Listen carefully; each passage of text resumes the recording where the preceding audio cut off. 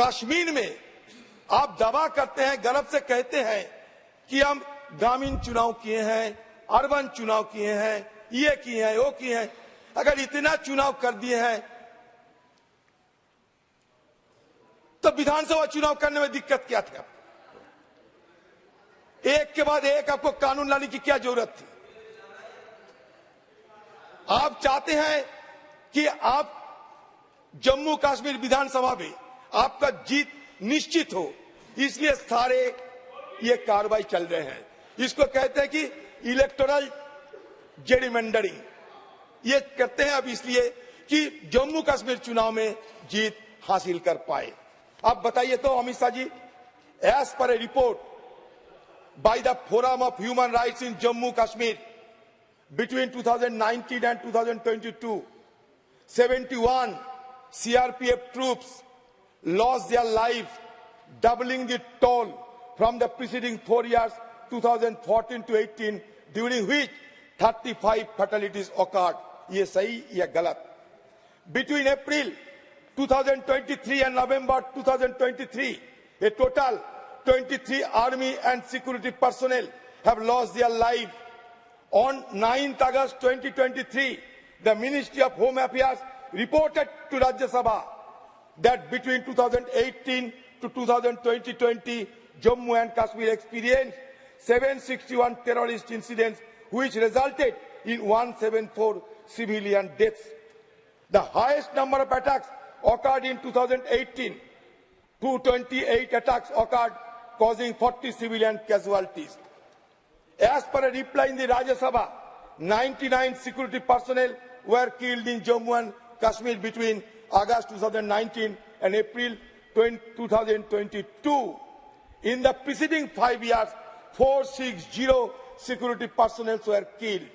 According to RTI reply, the number of terrorist incidents has only increased after the abrogation of Article 370, increasing from 151 incidents in 2014 to 191 incidents till August 2022. आप बताओ, मैं कोई गलत बोलते हैं? आप अपना जवाब में जरूर बताइएगा। मैं आपको आंकड़ा पेश कर सकते हैं। 2014 में नंबर ऑफ इंसिडेंट 151, 2018 में 417, 2020 244, 2020 till August 191. 40 Jawans were martyred in Pulwama attack in 2019. It was the deadliest attack on 3 decades, which according to ex-governor Satyapal Malik was avoidable and was due to the government incompetence.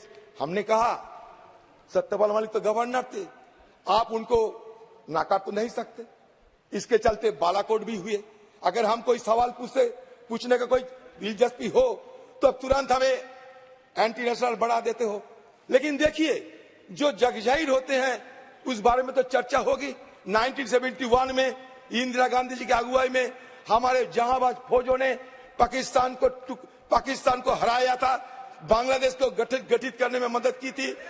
93,000 Pakistani फौजों को हिरासत में लिया था। उसके बाद Shimla agreement हुई, सब जग जाहिर है। लेकिन बालाकोट के बारे में अगर कुछ पूछा जाए तुरंत हम एंटी नेशनल बन जाते हैं। अरे हमारा जहांबाज फौजों पे पूरा भरोसा है और वो बालाकोट की चलते उस समय हमारे एयरक्राफ्ट, हमारे हेलीकॉप्टर, उसके साथ हमारे ऑफिसर, उनको भी शहादत लेने पड़ी। ये सब तो जग जाहिर है। तो सवाल अगर किया जाए, जानने की अगर कोई दिलचस्पी रहे तो गलत नहीं है। आप बताइए कि सत्यपाल मलिक ने जो कहे हैं वो गलत कहे हैं। Despite claims of reduced terrorist attack, information from the Ministry of Home Affairs reveals that between August 2019 and July 22, the region witnessed an average 3.26 terror attack casualties per month, compared to 2.8 fatalities per month in the nearly 5 years preceding the abrogation. Amit Shah ji, मैं recent घटना बता रहा हूं आपको, एकदम recent. Rajouri encounter बताइए, Anantnag encounter हुआ या नहीं, Kulgam terror attack, Rajouri attack, पूंछ अटैक। हाँ, घाटी में जरूर कमियां आए हैं, लेकिन पीर पंजल की पार चेनाब वैली, जम्मू रीजियन आप तक तो शांत थे। अभी हुआ कि इस तरह की घटना घट रही है। आपने तो वादा किया था टेररिस्ट खत्म हो जाएगी, विकास होते रहेंगे, लेकिन ये क्यों हो रहे हैं? ये सवाल पूछना कोई अन्याय तो नहीं है। हम ये सवाल पूछते हैं, आपने वादा किया था कश्मीरी पंडितों के बारे में। देखिए, हमारे खिलाफ एक इल्जाम लगते हैं कि हमारे लिए कश्मीरी पंडित को घाटी छोड़ने को मजबूर होने पड़ी। अच्छा, ये तो आपको जानकारी जरूर होंगे कि वीपी सिंह की जमाने में आपकी समर्थन से वीपी सिंह सरकार बनाई थी। उस समय क्या ये विस्थापन मतलब कश्मीरी माइग्रेंट के पलायन नहीं होते थे? बताइए तो आप क्यों सारे इल्जाम हम पे लगाते हैं? हिस्टोरिकल पर्सपेक्टिव को देखना चाहिए आप लोगों को। अब हिस्टोरिकल पर्सपेक्टिव नहीं देखते हैं, ये सबसे गलती है आप लोगों की। सेफ्टी ऑफ कश्मीरी पंडित के मुद्दे पे आइए आप। Launch in 2008 the prime minister rehabilitation and return scheme offered government job to Kashmiri Pandit in order to facilitate their return to Kashmir. Over 6,000 Kashmiri Pandits have taken employment under this scheme and migrated to the valley.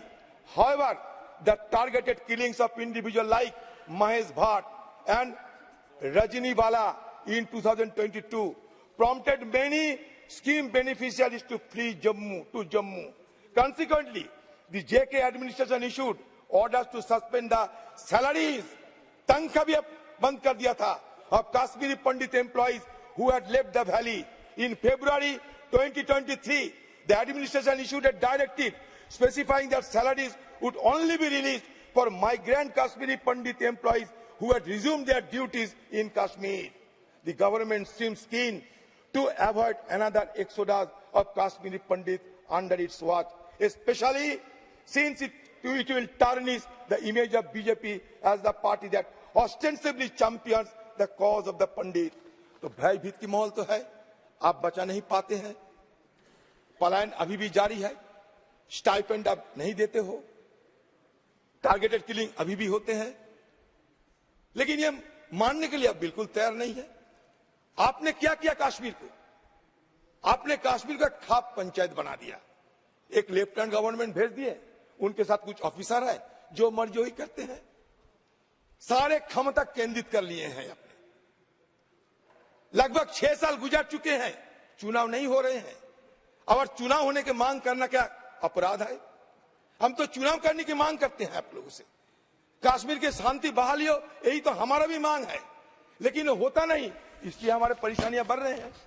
अगर आपको परेशानियां ना भी हो सकते, हमें भी परेशानियां होना वाजिब होते हैं, क्योंकि कश्मीर हमारा देश की एक क्राउन बनते हैं।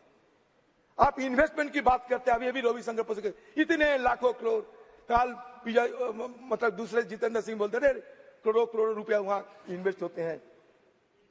मैं बताता हूं, MHA data from December 22 shows that investment in JK fell 55% in 4 years. The abrogation year was the worst. As per MHA data, investment fell to rupees 376.76 crore in 2021-22 from 840.55 crore 2017-18. While LG has mentioned proposal worth 66,000 crore, in reality, the MOS home mentioned only 1547 crore worth of investment have been made in UT. In March 2023, MR invested 60 billion USD. This announcement comes after almost 4 years since the abrogation of Article 370 and is the only foreign investment to be announced so far. जहां होते हैं हम तो स्वीकार करते हैं, और जहां नहीं है वो भी आपको सुनना पड़ते, वो भी आपको सुनना चाहिए। आप एम्प्लॉयमेंट की बात आप बड़े जोर शोर से कर रहे हैं।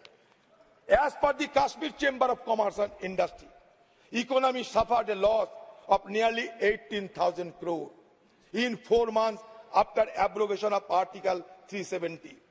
Jammu and Kashmir ranked 21 among 36 states on Ease of Doing Business Survey 2020. Despite the identification of 33,426 vacancies in the government of Jammu and Kashmir, only 25,450 vacancies have been filled in December 2020. This suggests that a significant number of positions remain unfilled. The government has failed to fulfill their promise of 50,000 jobs for Kashmiris in various government departments. A February 2023 in a reply to the parliamentary question shows that while vacancies are being identified and advertised, the process of filling these vacancies is not immediate. This could result in a time lag between vacancy identification and actual employment. According to the periodic Labour Force Survey 2020-2023 conducted by the National Sample Survey Office, the estimated unemployment rate among individuals aged 15 to 29 years in Jammu and Kashmir was 13.7%. अब कहाँ जाओगे? Education की हाल वही है, health का हाल वही है. Prevalence of anemia in children between 6 to 59 months of age increased from 53.8% in 2015-16 to 72.7%. Sir, इसीलिए कहता हूं कि सदन के अंदर हाँ को ना और ना को हाँ करने में आप लोग को माहिर, आप जरूर मानते हैं कभी कभी, सफेद को काला, काले को सफेद करने में आप लोगों की बड़ी बड़ी स्किल है, बड़ी चतुरता है, लेकिन असलियत तो यहां बता दिए हैं. देखिए, एक चुनाव में आप लोग जीते हैं, इसका मतलब ये नहीं दुनिया जीत लिए हैं. आम लोगों की वोट, किसी की जेब के अंदर कोई फिक्स डिपॉजिट नहीं है, जेब के अंदर फिक्स डिपॉजिट नहीं है आम लोगों की वोट. ये मान के चलिए, आज जीत हुआ इसका मतलब ये नहीं कि कल आपको जीत सुनिश्चित है. ये मान के चलिए. ज्यादा अहंकारी मत बनो. ये अहंकार आप लोगों को फिर धूल चटने में मजबूर करेगी. ये जो अपने दो जो विधा के लाए हैं, इसमें एक बड़ा चतुरता है. जम्मू में ज्यादा सुविधा दिया करो, कश्मीर में सुविधा को कटौती करो, और सारे पॉपुलेशन के अंदर एक भेदभाव पैदा करो. यही तो है ना आपका मकसद. आप 35A तो हटा दिए, लेकिन डोमिसाइल लॉ के लिए जम्मू में भी मांग उठ रहे हैं, लद्दाख में भी मांग उठ रहे हैं. इसके लिए कोई जवाब आपके पास है? इसीलिए मैं कहता हूं कि ये जो बिल आप लाए हैं, हमें इसमें कोई आपत्ति नहीं है.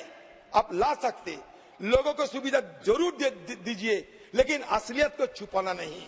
असलियत को छुपाते अगर रहोगे तो मतलब आज नहीं तो कल देश आपको जरूर एक कहेंगे कि ये हमें धोखा दिए हैं. तो हम इसलिए ये बात रखते हैं.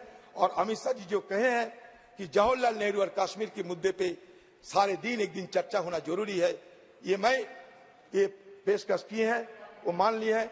चलिए एक दिन भर ये चर्चा हो, कौन क्या कैसे किया है या नहीं किया है इसको पता चले. दूध का दूध और पानी का पानी साफ हो जाए.